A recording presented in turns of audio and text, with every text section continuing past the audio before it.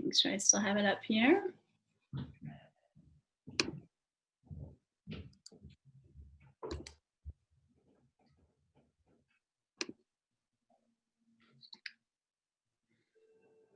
Okay, well, welcome everyone to the October 13th, 2020 special City Council meeting. Please let the record reflect that all council members are present, with the exception of Councilmember Lopez, who's asked to be excused. Every time we move, everybody changes their spot, so I have to make sure I can still find everybody. Thank you. I'll go ahead and read the chair's determination. This is the council chair determination to hold electronic meetings without anchor location.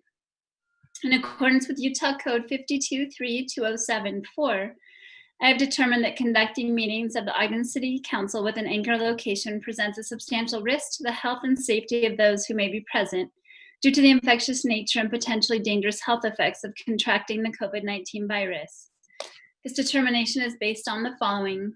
Utah has been in a declared state of emergency due to COVID-19 since March 6, 2020. The World Health Organization has characterized the spread of COVID-19 as a pandemic. The Center for Disease Control and Prevention, or the CDC, has determined that COVID-19 is easily spread between or among people who are in close contact with each other through airborne respiratory droplets and may be spread by people who are non-symptomatic. Federal, state, and local health authorities recommend limiting public gatherings, wearing face masks, and following social distancing guidelines. Currently, physical distancing measures are difficult to set up and maintain in the City Council chambers. Based on the foregoing, all public meetings, including work sessions and meetings of the Redevelopment Agency, will be held electronically through October 31st, 2020. Information on how to connect to the electronic public meetings will be posted on each agenda. The public may comment during the electronic meeting during public hearings or provide public input on items designated for input on the agenda. General public comments will also be taken during regular meetings. Written public comments may also be submitted through the following electronic options. Telephonic message at 801-629-8158, public comment submission form at ogdencity.com/public input, or email at citycouncil@ogdencity.com.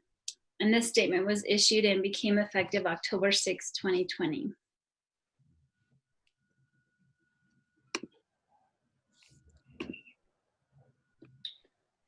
Great.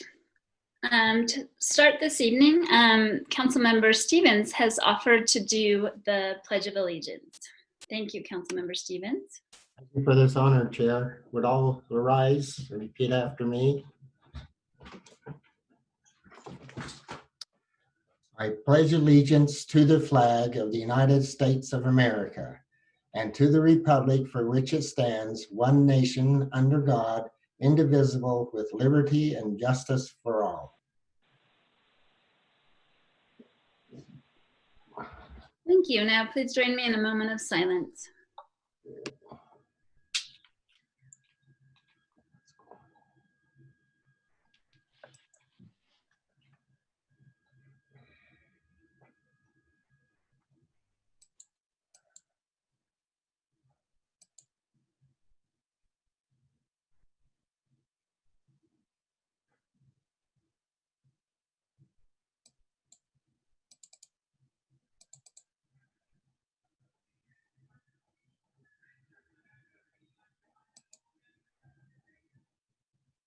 Thank you all. Now, I just wanted to make sure, Brandon, if our guests are here. I'm just not able to see. They are indeed. Great, fantastic. Well, we welcome you. I believe Susie Van Hoosier is here along with her husband. And we have a recognition that we're planning to give that Vice Chair Blair has agreed to present. Yes, thank you, Chair Chaburka. It's my pleasure to read this for Susie. And it reads, the Ogden City Council and Mayor proudly recognize Susan Van Hoosier for providing invaluable contributions to the Ogden community. An Ogden resident for over 40 years, Susan Van Hoosier, known by friends as Susie, has shown undeniable dedication to the service of others in Ogden. Susie was appointed to fill an Ogden City Council vacancy in 2006 and was elected to the same seat by the citizens of Ogden in 2009. She served as the council vice chair in 2010 and had significant involvement in Ogden's demolition by neglect ordinance and other historic preservation initiatives, including Union Station museums. Susie's selflessness extends far beyond her service as a council member. As a member and former chairman of the Ogden City Landmarks Commission, she was heavily involved in the oversight of the restoration of the Egyptian Theater, the Ogden City Municipal Building, and the redevelopment of 25th Street. She is a past president of the Weber County Heritage Foundation and was instrumental in the restoration of the lime kiln in Ogden Canyon. She was also active in promoting the annual home tour, which in 2009 raised $10,000 in support of the restoration of Ogden High School.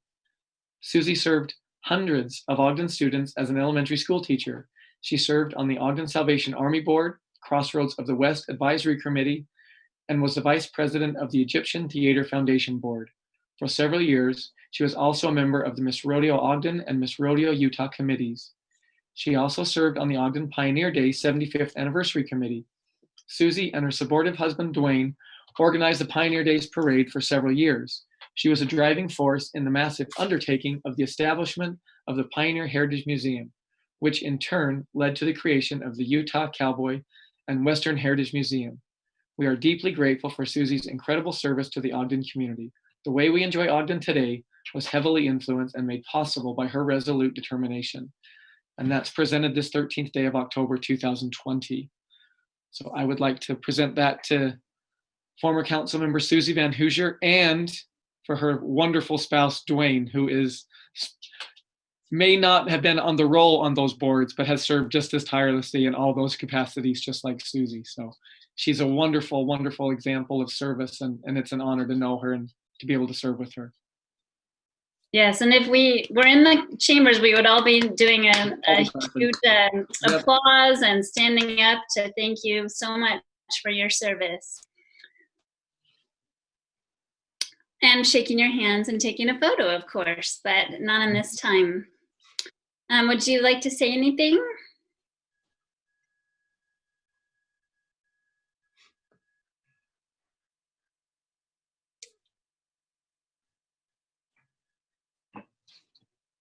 I think you're unmuted now.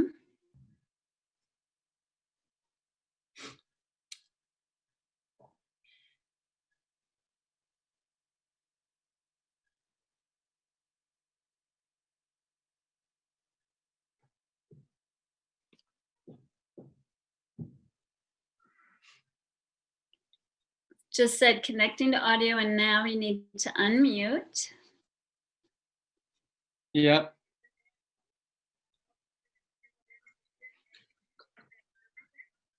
Maybe Bart's on the phone with her right now. Okay. You might be able to put her on speaker and we could hear her. Yeah, so we're going to try this, okay, Susie? 1 second. Okay, go ahead and speak now, Susie. Okay, I wanted to thank you I appreciate the fact that you gave me the award, but from the city council, that's just wonderful. I have enjoyed every minute of it and wouldn't take one back, and love being in this city with friends and family, and it's just been a great experience for Dwayne and I both. Thank you so much. I think there's some other folks that would like to make some comments. You may want to say who you are before you speak in case you can only hear us. Thank you. Sure, I'd love to say a few words. Please go ahead. Susie, you were so kind to me when I was a brand new freshman council member. You took me by the hand and you kind of helped me to get my footing, and I so appreciated that. You were always so kind to me, and you know, your passion for the things that were important to you were a real driving force. Kind of taught me how to be a council member. I appreciate you. Thank you so much.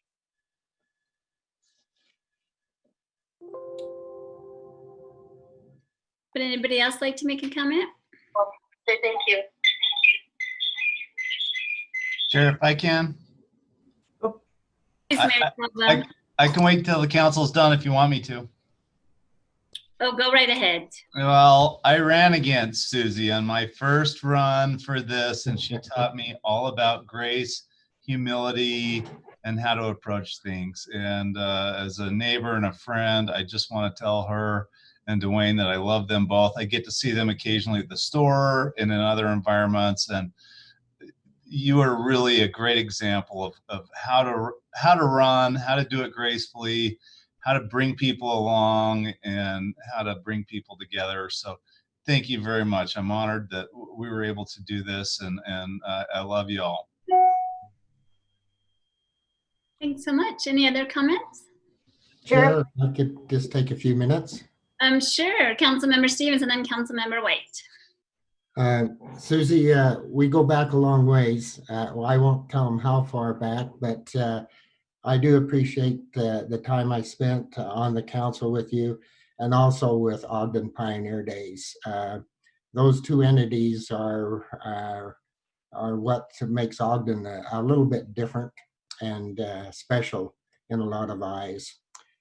Susie, you had such a calming, and your knowledge and understanding really helped all council members to understand what is important, what is necessary for Ogden, and what we needed to do to make a difference here in Ogden, Utah. And Susie, along with your companion, Dwayne, you did make a difference in Ogden, Utah. We're much better as a city because of your service.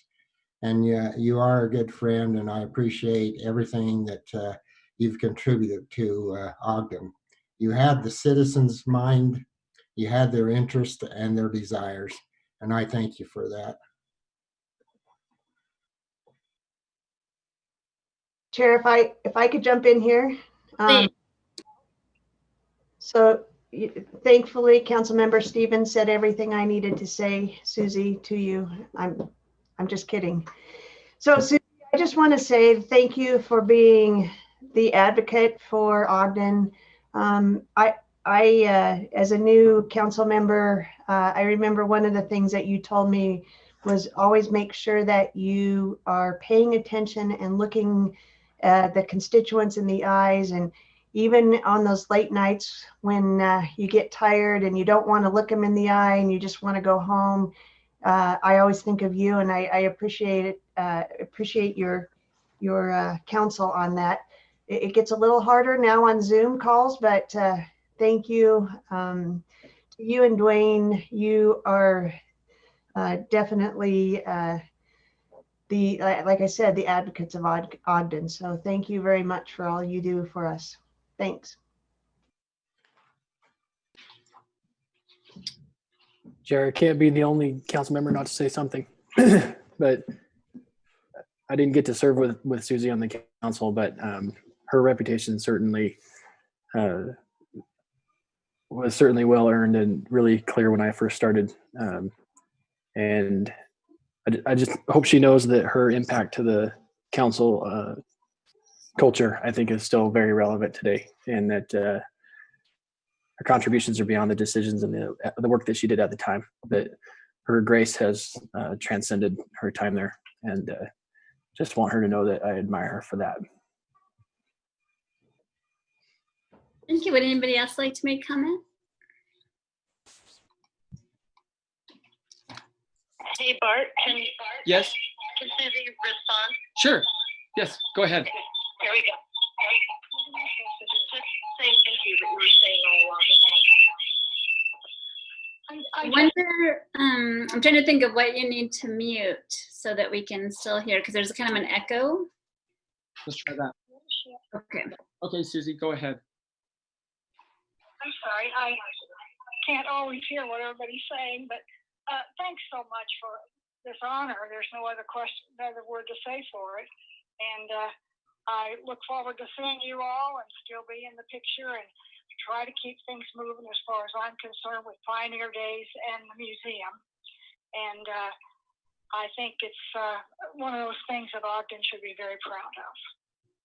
So thank you, thank you. Thank you, Susie, and Dwayne, for everything. And Dwayne, that's right. Yes, thank you so much. Definitely a formidable leader in the community. Two formidable leaders. Thank you. Okay, you. Okay, next up, we have approval of the minutes. So we have the work session of April 23rd, 2020. That's Councilmember Heyer. As chair, I reviewed those minutes and found them to be accurate to the best of my recollection. Thank you. And I believe Councilmember Nadolski is taking the next two items, the work session of April 28th, 2020, and the joint work session of May 19th, 2020. Thank you, Chair. I've reviewed those minutes and they reflect my recollection as well accurately. Thank you. And then also we have the work session of May 26th, 2020, Councilmember White. Yes, I've reviewed those and they are accurate to my best of my recollection. And finally, the regular meeting of May 26th, 2020, Councilmember Stevens. Yes, Chair, they're correct, and I have reviewed those. I make a motion that we adopt the minutes that have been presented this evening. Second. So we have a motion by Councilmember Stevens and a second by Councilmember Nadolski to approve the minutes. All in favor? Aye. Aye. Any opposed? Thank you. We have one common consent item for setting a public hearing for the fiscal year 2021 to 2025 capital improvement plan amendment. Chair, I'll make a motion that we set the public hearing for the item listed in the common consent agenda, proposed ordinance 2020-52. Second. Any seconds? Councilmember Nadolski seconded. Oh, I'm so sorry. I didn't hear him. I missed that. So we have a motion by Councilmember Heyer and a second by Councilmember Nadolski, and this is a voice vote. All in favor? Aye. Aye. Any opposed? Thank you. That passes. For reports from administration, we have an engineering standard about the refuse carts on the agenda, and we have Taylor Nielsen with engineering who's going to give us a presentation.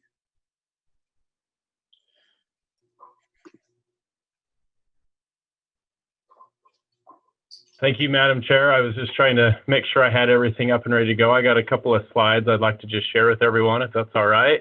Absolutely. Hopefully I have the right screen showing. And probably just as a precursor, I know that we had some comments prior to this meeting about some different items we wanted to discuss. Tonight, what I will do is I will just present the item as we brought it to council, and then I know we can have some of those further discussions right after I present. So I hope that's okay to move forward that direction. Sounds good. So the item that we wanted to discuss tonight was the location of the refuse carts. And if you guys will remember back in our engineering standards a couple weeks ago, we brought in some changes and adjustments with street widths. One of these adjustments was also alleyways, which is 20 feet wide, and brought about some new and interesting changes to some of our standards along with new development that we'd be talking about. But this was just kind of a throwback to some of the standards that we had reviewed. In doing that, we had started to review some of the other items in relation to some of the automated refuse carts and talking about ensuring what we can do to try and better our productivity through the city and ensure we're able to complete, to run appropriate service, to be able to service all the residents. And one of the items in talking with some of our refuse collection personnel was we were having some issues collecting on roads that were smaller than 20 feet wide, and that was the asphalt width was one of the items that we had discussed. And so in going through with Vince, who is the manager of that public service group and the right-of-way group, we were just trying to ensure that we could provide a great quality service to our residents and try and limit things like callbacks and other items that I know we've had problems with in the past. And so what we wanted to do tonight is just show you a couple different scenarios of items that we were worried about and why we came back and made a proposal like this. Again, understanding that we know we have some additional items that we'll discuss here in a few minutes. But one of the items that we had, and this was a street in particular that we were talking about, was right off of Wall Avenue. And so this is north of 2nd Street. And what we had is we had a street width that was smaller than the 20 feet. You can see that small street there on the left, and then the street view there on the right. And so it's hard when you have a large garbage truck to go down to the end of that street to maneuver and to get around and make its way back out. So we've worked with some of these residents to have them take their refuse bins out to the nearest street. In some instances, it was Wall Avenue, or in some it was the road there to the north. And that's been working very well. And all my lights turned out, so that's good. And that's been working really well in some of those instances. And so we were trying to say, is there something that we could do to try and fix some of these things going forward? So normally what will happen is when we get streets that are 20 feet or less, we end up with cars that park on the road. And this is a picture of something that you see right here of this Jeep. And what we wanted to do is I didn't want to go out and just find cars. I wanted to go to some Google Street Views as well and show that this is probably an ongoing problem. And as you have some of these vehicles that remain on the road, it leaves a very limited space for even a large garbage truck trying to get by. And even if you're driving some of your personal cars, sometimes that only leaves 6 to 8 feet of space left, and I know is very tight. And so that's one of the concerns that we were starting to have. Here's another one, was a parking petition that we had done lately. And you can see just of trying to navigate a garbage truck up and down a road like this, picking up the refuse bins, becomes a difficult challenge, especially for some of our staff members who we're trying to ensure we can put them in successful situations and try and limit the most amount of impact that we can to residents, their property, but also ensure we're able to pick up items like refuse in a timely manner and have as little return visits as possible. Sometimes in instances like this, when we do have vehicles that are parked in the way, they do become problematic, and it makes it so our staff members have to return multiple times. Here is just another item. You can see, again, that road's smaller than 20 feet. You have cars parked on both sides of the road. Again, trying to navigate a garbage truck through items like this becomes more and more difficult. And so it's just these different items we were trying to ensure that, again, we could provide a great public service of picking up the refuse, but at the same time trying to ensure that we do it as quickly and as efficiently as possible to continue to meet the routes and the needs of our city. Here was another one that was over on the east end, and you can see this was a street that they have problems with, and one vehicle is more than enough to block off almost the entire roadway. So there's no getting through when anyone's there. Of course, you can see we have a no parking sign posted, and it's just the continued coordination and effort that it goes with the different residents or businesses or whoever else that will continue to block these roads and get in the way. And so we were just trying to do the best that we could, trying to move forward with some of these processes and items. And so that was my last photo. And so that was probably largely the discussion that we wanted to have was our hope was we could improve our public service, our efficiency, and trying to limit some of the problems that we would have with our staff in collecting refuse, but continue to provide a great service to the city. And I'm happy to take any questions. I'm just going to step right over real quick and turn my light back on. Thank you so much. And and I think we all do really appreciate the work that's gone into thinking about how to resolve the issue. We did get some feedback from different residents that are possibly impacted by this change, just concerns about, if you're a little bit older or if you have some ability challenges that sometimes it might be hard for people to take their refuse bins to the end of the road. And I know you indicated you've worked with several individuals already in this case, but there was a little feedback in the work session too. I don't know if anybody else would like to discuss some of that. Chair, I'd like a little education. It just kind of occurred to me. I wonder if Taylor would address, this street does not look even like it would be a dedicated street. Is it a dedicated roadway? This one is a dedicated roadway, and that's a great question, Councilmember Heyer.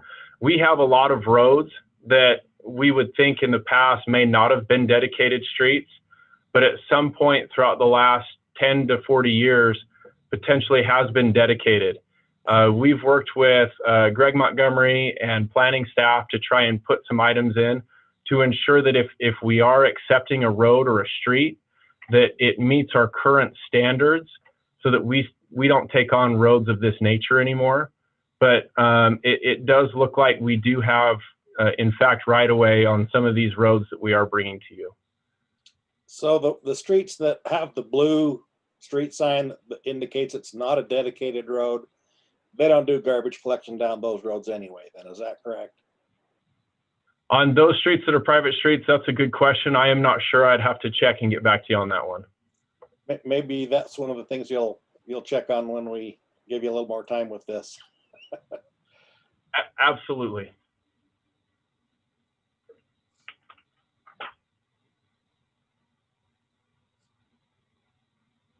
Would anybody else like to come in or have any questions?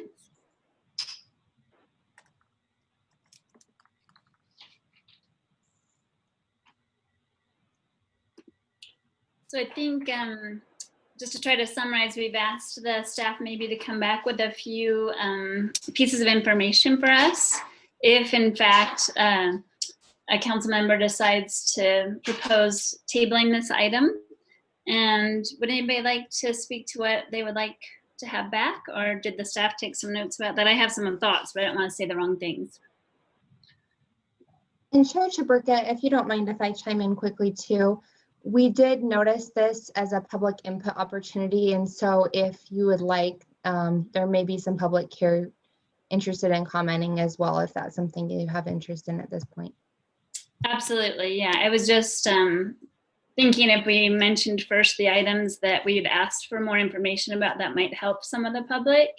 So I think we asked for some information about alternate trash pickup opportunities, I'm going to say, or trucks. Maybe also some information about the cost for that. Was there anything else I'm forgetting? One thing we had talked about is distinguishing the difference between a narrow roadway versus a cul-de-sac. Right. That was one of the things that we asked for some more information about. Thank you. I appreciate that. I think it's important that the people that are here to comment recognize that we did listen to their input, and we have been responsive to it, and we're happy that we got that. Oh, absolutely. And I think, you know, one of the other ideas is we noticed that one street does have no parking on it, but maybe if we even have limits on some streets around certain times of day when the garbage pickup might happen. So it's not all the time not parking, but maybe Wednesday from 9 in the morning to 12 p.m. or something. Is that a possibility too? So I think they're going to come back with a little bit of information about that.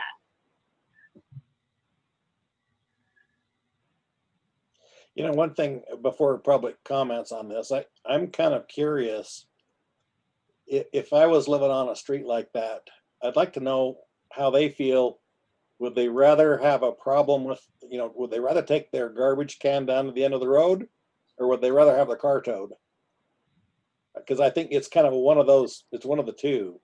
And I'd like to get some input from the people that are gonna only if they're breaking the rule about parking. Right, right. Yeah. I'm just teasing. but it is kind of you can't have it both ways. So, Councilmember Stevens, it looked like you were trying to say something. Well, I'm thinking also the administration is going to bring back how many roads or streets we have this way. And I think that'll be part of the cost factor and part of the analogy that we need to resolve. Right, which they had done, but it's not separated between the cul-de-sac and the narrow streets at this time. Right. Great. Well, we'd be happy to take some public input if anybody would like to speak. Brandon, would you mind explaining how a person might do that? Not at all. Thank you, Chair. To provide public input on this item, you need to be joining us via Zoom, and by using the raise hand feature, which is found at the bottom of the app. So if you just click or tap that, your hand will be raised, and then you will be allotted 3 minutes to address the council again on this item only.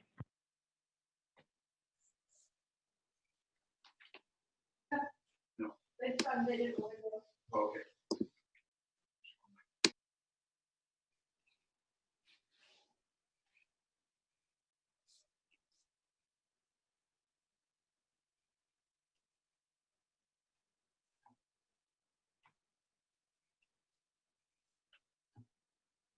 Not seeing any hands at this time. Just wait another moment just in case. I should mention as well. Okay, yes. If you are joining us via telephone, you do need to press *6 to raise your hand. And one of the two callers did that already, so I'm glad that you figured that out. Caller with the number ending in 415, the time is now yours. Please state your name for the record and limit your comments to 3 minutes. And do they need to take themselves off mute as well with, is it *6?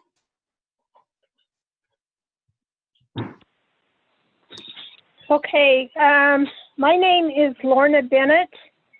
I currently own 2 properties that are on Harrop Street. It's a dead end. So my concern is if you want us to be bringing our garbage down to Adams Avenue, have you considered the fact of how wide Adams is? And there's cars parked on both sides there. So there will be cars parked there, but you're asking 12 households to bring down 2 garbage cans each week. And according to where you have your big garbage trucks and they have those arms, we're required to have them spaced out. How are we going to put that many garbage cans down there along with the other people that are on Adams with their garbage cans and the amount of cars that are parked along there? And then my second question or comment, since you're requiring us to have to do half the work, is the amount that we have to pay for this service being reduced? And then my third question and comment is, who's going to pay for any liabilities during the winter if somebody slips and falls on the snow or ice? Is the city paying for that? Because if it's a city road and my homeowners ain't going to pay for somebody getting hurt on a city road. And there's no sidewalks up Harrop. We have old. And also, most of the residents up this street are elderly. And so they can't be asked to push a heavy garbage can down a street. And I said, especially during the winter months or even during the summer months when it's 110 degrees outside.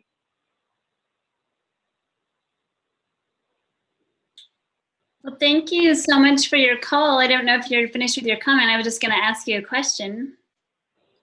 Go ahead. I was just going to ask, oh, go ahead, Councilmember White. I just missed where she lives. Sorry. Harrop. I own 2 residents that are on Harrop Street. Thank you. It is a block up from Washington. Yeah, I just couldn't hear you before. Thank you. And I just have a quick question, if you don't mind. You did have about 1 minute left when I interrupted you, but we were discussing, having some parking regulations that might be used instead of having and I don't know what your street situation is in particular, but is that something that would be a hardship as well as having limited parking on the street? No, because nobody parks up and down the street. They all have 1 or 2 driveways, and the cars are parked in the driveways. Okay, great. Just curious. Thank you for being willing to answer. Are there any other comments on this item?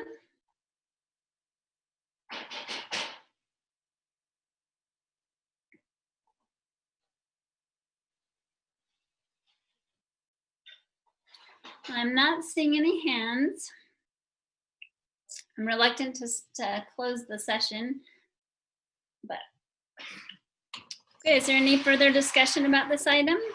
Yeah, Chair, I think that our work session discussion was, pardon me, very productive. It was a good back and forth with the administrative side of the government and as well as council members. And I think that if you're okay with a motion, I would be happy to make a motion on item engineering standards on refuse carts, ordinance 2020-53, that we table that to November 17th. That will give the administration some time to work through some of those issues that were brought up in the work session. And we can have another work session on November 10th, a week before we have to make the decision on this. So my motion is to table to the 17th. Second. Thank you. So we have a motion by Councilmember Heyer and a second by Councilmember Nadolski to table this event, or this item, I'm sorry. That be a voice vote? Okay, all in favor? Aye. Aye. Any opposed? Thank you, I appreciate that. I do have a quick question. So there was some confusion about people trying to come in on public comment. Will we have public comment again? Or public input, I'm sorry. Do you mean on this item? Determination. Oh, sorry, Councilmember Heyer. I apologize. Did you want to say something, Councilmember Heyer? I didn't understand her question very well. About this item? Yeah, so there were a few people that were confused over public input, and I just wondered if they would have another chance on November 17th to provide public input again. And Amy, were you saying that's our discretion? Yes, that's correct. So it's not a public hearing, and so it's really, I think, completely up to you. If you'd like to open that up again, we can plan on doing that on the agenda. Yeah, I don't see why not. I think that would be good. Also, they can send us emails or texts if they like. And I'd encourage maybe the administration maybe go out and look at Harrop and just see what how narrow that road is out there. And I would suggest that as well. I would be in favor, just only because it seemed like there was some confusion over whether it was last night or tonight. And so I would just hate for others to not be able to hear us or have input. So yeah, and I'm sure that the staff members have thought through the issue with the 24 garbage bins added to the Adams Avenue, but that might be something to think about in different situations depending on how crowded those streets are. It's complicated. Thanks, Taylor and Vince. Yeah, thank you so much for your presentation. Thank you. Thank you for your time tonight. Thank you. Next up, we invite Deputy Police Chief Eric Young to talk a little bit about the disposition of unclaimed property. Hello, everybody. Thanks for having me tonight. I have Captain Subi on with me as well. You'll see him there on the screen. So we were with you along with Mara and one of the representatives from the County Attorney's Office, I think about a month and a half ago, to talk about some proposed resolutions in regards to, number one, some unclaimed property that need to be transferred from Weber County to Ogden City in accordance with our taking over the financial or fiscal responsibility of the Weber Morgan Narcotics Strike Force. And then we had two proposals to dispose of unclaimed property, specifically firearms, one by the Strike Force, Weber Morgan Narcotics Strike Force, then the other by the Ogden City Police Department. The one with the Strike Force, they preferred to sell their firearms and take those funds and use them for operational costs and for unfunded improvements and maintenance needs that they're building. The police department was suggesting that primarily we'll dispose of our firearms, of which we have about 300 right now, or at least within the last month, we have about 300 firearms that would need to be disposed of, by turn them over to the Department of Public Safety and the Crime Lab to have them test fired for our NIBIN program and then destroyed. And then there would be some circumstances wherein we were in possession of some highly valuable firearms. To be honest, it doesn't happen very often. Most of them are garbage and junk. Sometimes something could come through that was more of a collector's item or a valuable item. Then we would come back to the city council with a specific request to sell those items through a federal firearms dealer, and we'd also detail how we're going to use the funds from those sales internally in the police department for a public use, to benefit of public use.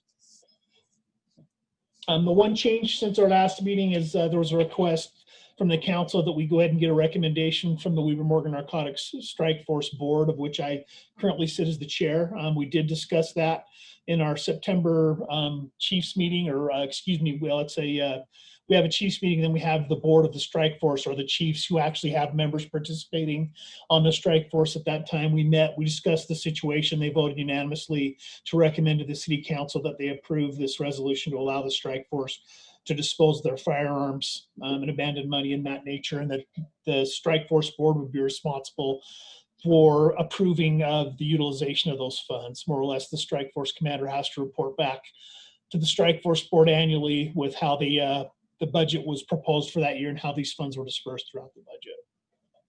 And that was transmitted, I think, about 2 weeks ago to you. Yeah, I see that. Thank you. Are there any questions or comments about these items? I have one question, Chair. I'm sorry I'm doing so much talking today. Oh, I appreciate it. I appreciate it. But Chief Young, when firearms are sold, isn't there a federal regulation that they go through a firearms dealer, someone that's licensed as a firearms dealer? And so I guess my question is maybe how do you go about making sure that the transition is legal when you sell firearms? Yeah, absolutely. It does have to go through a federal firearms dealer, a licensed federal firearms dealer.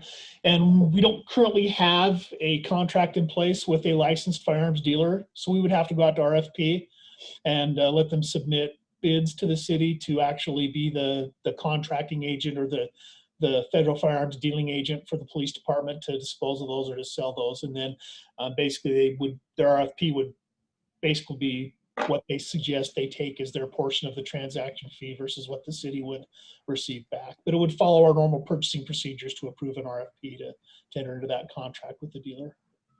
I just wanted to make sure that got on the record. Thanks, Chief Young. Do you do a background check on the dealer? We would make sure that it's a reputable dealer without any previous issues. Then the dealers are required to do background checks on anyone who's purchasing the firearm. Mm-hmm.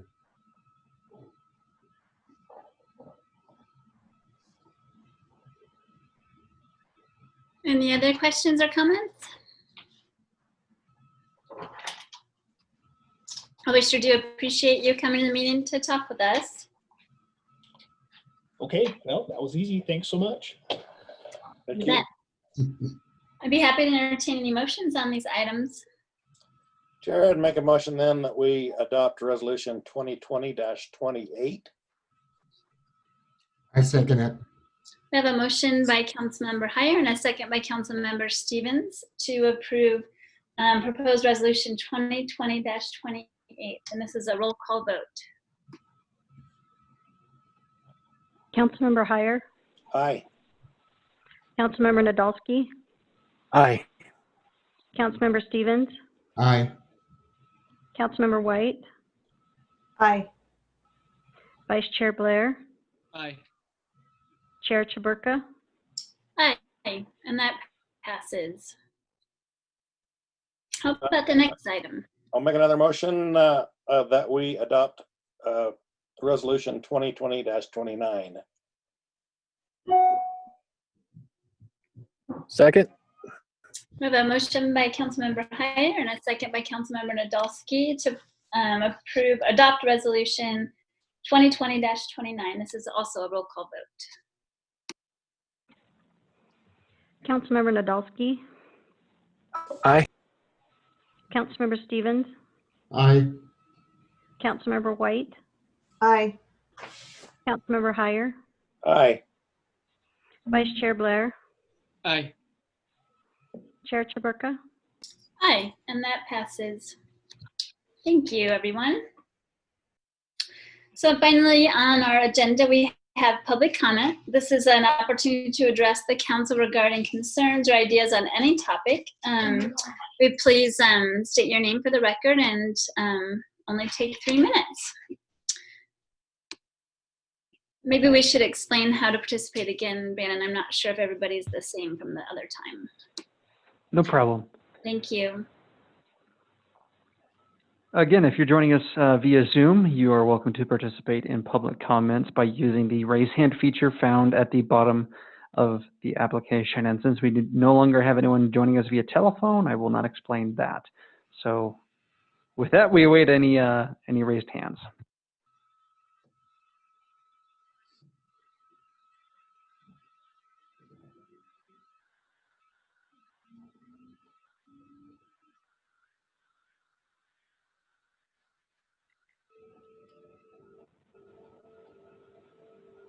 Notice we have a couple representatives from the Diversity Commission on the meeting. Thanks so much for attending. I'm not seeing any hands raised though.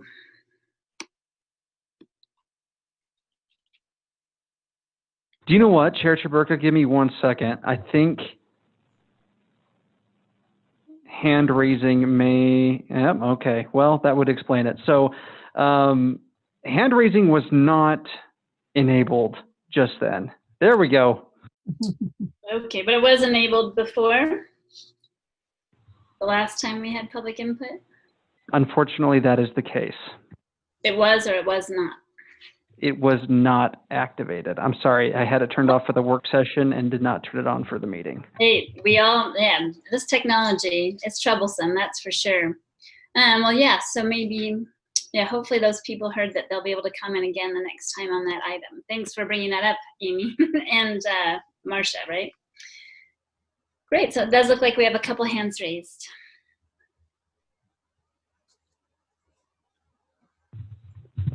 Betty Sawyer, the time is yours. Please state your name for the record and limit your comments to 3 minutes.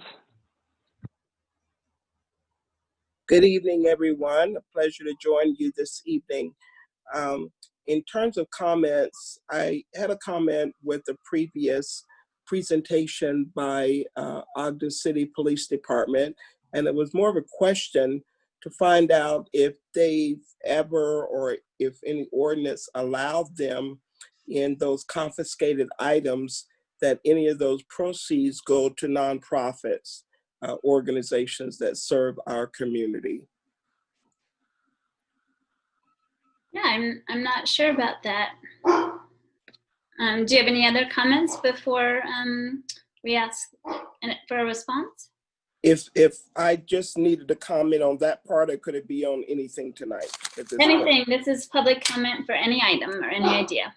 Okay, the other item is that the Marcia White Advisory Board, I know that was on the work session agenda tonight, and I didn't get to hear that part of the session, but I want to make sure that we meaning the Ogden NAACP and others with the Diversity Commission that have been involved with this process, get regular updates on what the deliberations are, where we are in the process for the advisory council itself, as well as the feasibility study. I have not received any kind of correspondence, and I don't know if I have to request that or if that would have been automatic because of our prior involvement and questions around this issue. But I would like to know where we are on both of those issues. Thank you, I appreciate that. I'm not sure if anybody in administration would like to respond to either of those. I don't think we know the answer to the first one, and Chief Young is not still on the phone, but I have my doubts that we can donate that to nonprofits, but that's something that legal and the police need to inform us. We can get back to you, but I don't know the answer. As far as the Marcia White Committee, we've hired a company to do the assessment, and the committee will be voted on by the council next week to put the committee in place and also to give advice and consent on the mayor's recommendations for the committee.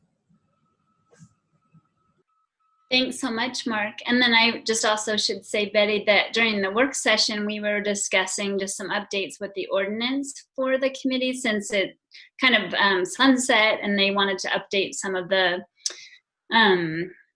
the membership, who it's made up of, and some of the other items on there. So I'd be happy to share that document with you later. And I do think, yeah, it would be a great idea if there's a possibility. I mean, I guess I wonder, I think the other committees that we have, like the Diversity Commission or the Sustainability Committee, their minutes are available to the public, right? Could be. Yes. So these would be the same. I know in some cases, like in the Sustainability Committee, there's a list of people that wanted to keep updated about particular items. So I don't know if that's something that we could consider for this as well.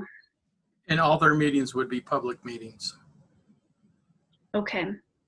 Great. Yeah. So once we have the schedule set up. Chair, can I add to the discussion? Please. Thank you.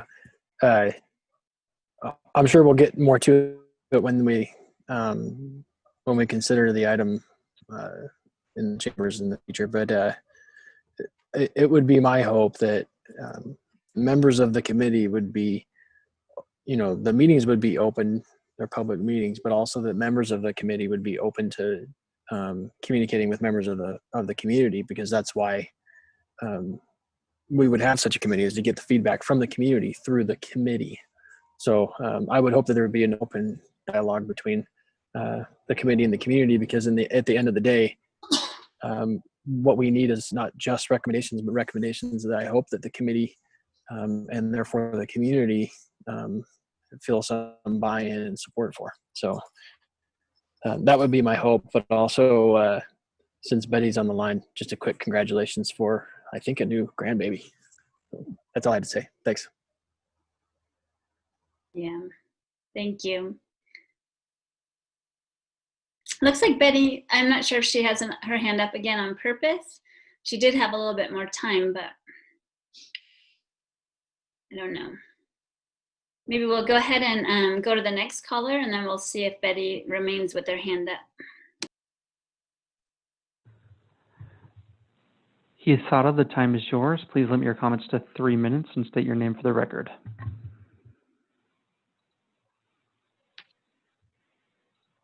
Hey everybody, Heath Sato, Ogden resident. Hi. Hey, did you hear me? Yes. Okay.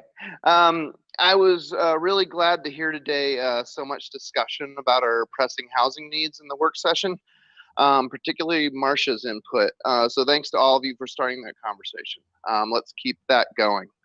So it's fitting that my comments today are regarding the rushed update to our C2, C3 building code. I would like to open with a quote from a former Ogden Planning Commissioner. Quote, "As a member of Ogden's Planning Commission, I have learned that we are not prepared for Ogden's expanding housing needs. There are growth issues on the horizon for us. If these problems are not addressed and planned for, they will profoundly impact our quality of life. My concern for our amazing city is that we retain what makes us special. I want Ogden to look and feel like Ogden as we grow and not model it to mimic another city like Denver, Colorado." These statements were written on the campaign website of Mayor Caldwell's challenger in the election back in April of 2000, 19 months ago. While that person was serving as a planning commissioner, she saw these problems coming a mile away long before the city took action, which makes me believe that the planning department also saw this coming. That individual was the person Mayor Caldwell had removed from the Planning Commission, and that was the first person Caldwell removed from the Planning Commission in his entire tenure as mayor. That aside, if that planning commissioner saw this happening 19 months ago, why did this administration only start the process of looking at these problems 6 months ago? Because this process had to be fast-tracked, everyone on the council and the planning commission admits we had to ram this new code through too fast, and we'll have to fix it later. My question is why? There's absolutely no reason this had to be a rush job that we place Band-Aids on later. It makes it harder for good developers to trust Ogden as a place to invest, and it wastes taxpayer dollars when we put half-baked code in place that we have to continually update. Our general plan and building code, to my knowledge, had not been significantly updated for 20 years. There's no good reason we should have to rush this process if the city is being properly managed. City planner Gregory Montgomery himself said during his presentation last week that the planning department had, quote, noticed this trend over the last 7 years, unquote, on this issue. Why did we end up with half-baked code done in a rush? This is utterly irresponsible, and those we trust to manage the city need to do better. We deserve better. Thanks for your time. Thanks, Heath. I'm not sure if anybody would like to comment about that.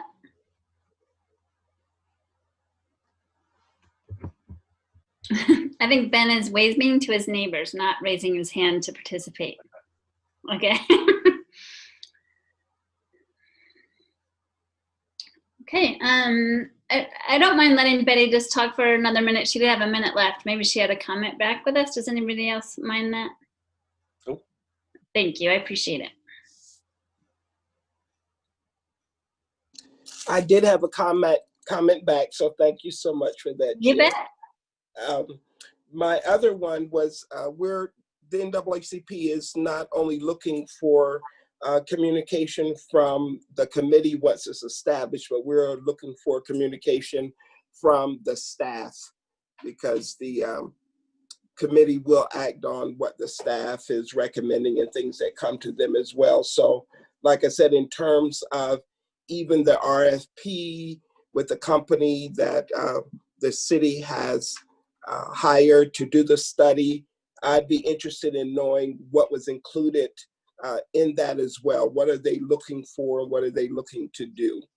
And the other, like the commenter before, I did appreciate the conversation around planning on housing. I think it's critical that Ogden City has a housing plan, a long-term and short-term housing plan. Like everything else that we do, it needs to be embodied in a strategic plan so that we're forward-thinking and not reacting. Thank you.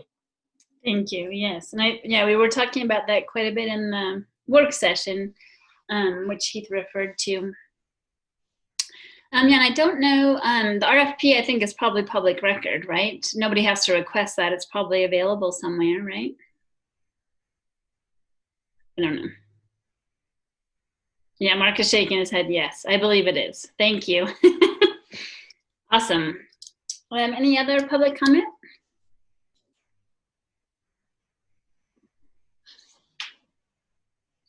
Well, we certainly appreciate those of you that attend the meetings and then participate as well.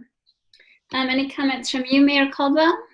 Sure, a couple of quick things. I want to just take a page from Doug Stevens and say it'll be Ogden by 5 for the Iron Horse game tomorrow night. I'm sorry, Councilman Heyer and Councilman Stevens. I think that's going to go. I appreciate Marcia. You gotta appreciate that we have lights off at 6. So as part of your sustainability program, you got to know that we're internally doing that.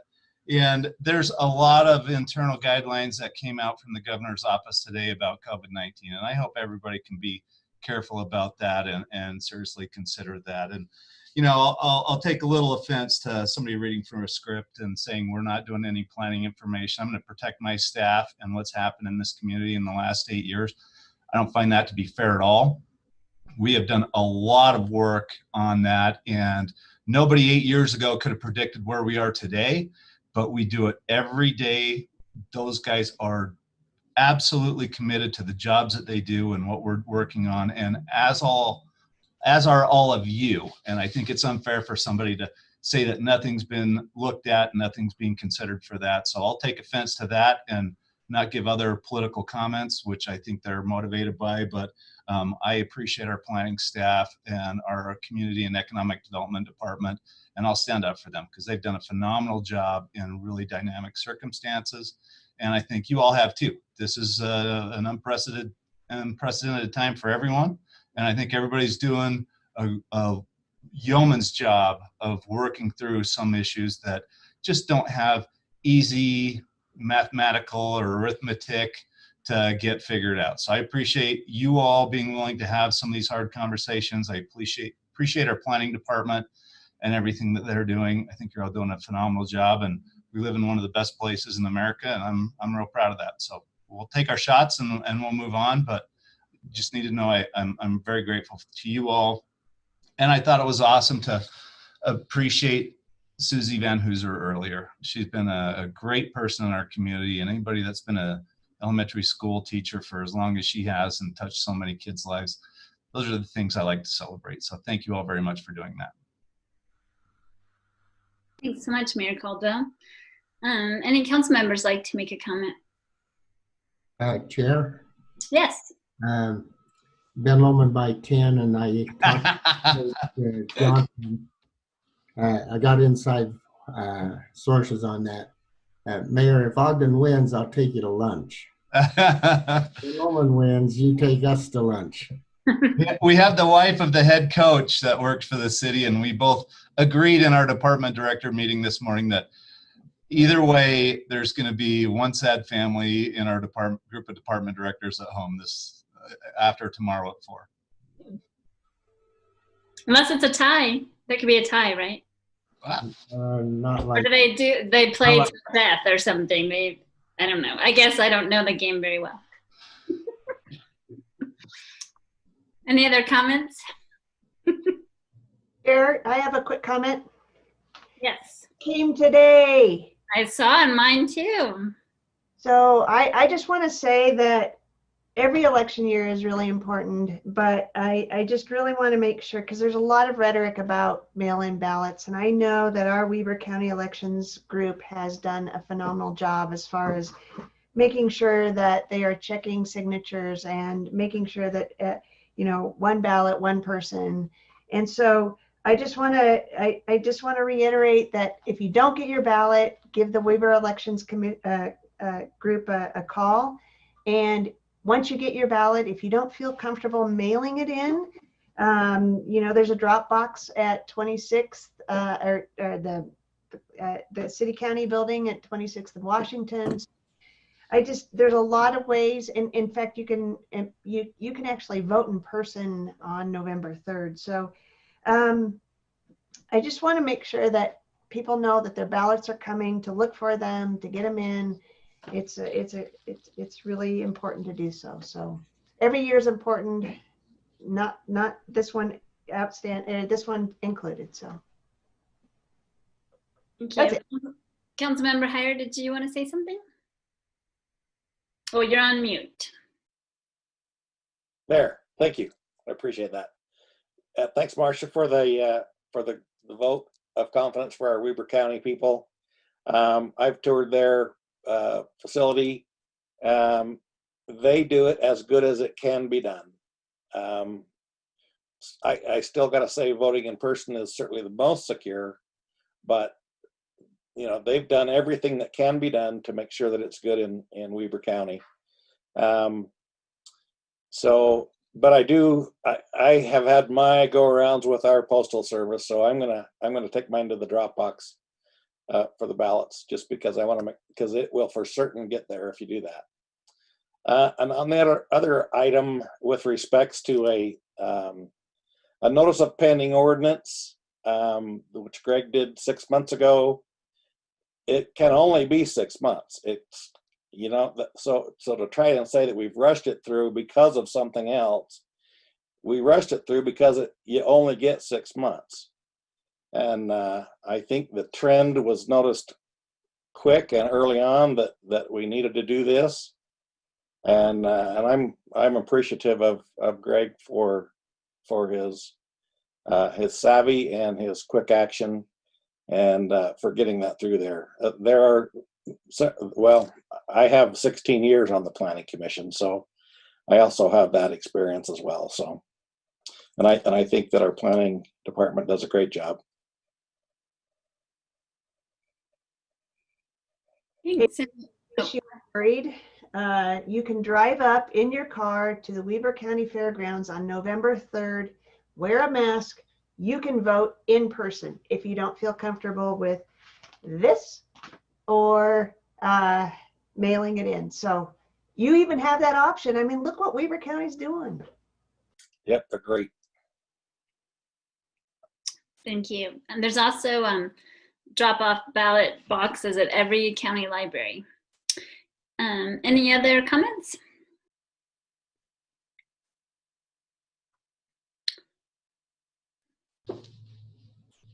Well, thanks everyone. And as Mayor Caldwell mentioned, I was watching the governor's press conference with a lot of interest today, as you know, because I work for a giant healthcare system and we've been very worried about the numbers.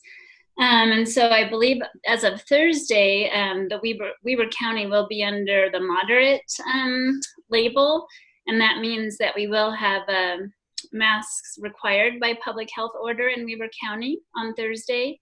So I know lots of people have reached out to us about a mask mandate. Either they're concerned about it or not concerned, but I did really appreciate the press conference today just covering thinking about these specific health measures in each community and not kind of taking it out of the hands of more political conversations and looking at a couple different indicators, which include not only the case counts in the county, but also the ICU bed availability and some other things too. So check it out on the covid.utah.gov, I think it is, or something like that, that website, and you can see more information about that too. So I really appreciated that. And with that, I believe that we can adjourn. Motion to adjourn. Thank you. All in favor? Second. I'll do a second. Second. Thank you. Second. I think that was a second by Vice Chair Blair. Did he help me out there? Mm-hmm. Thank you. All in favor? Aye. Aye. Any opposed? Thank you all. Have a good evening. They say. Thanks, Angela.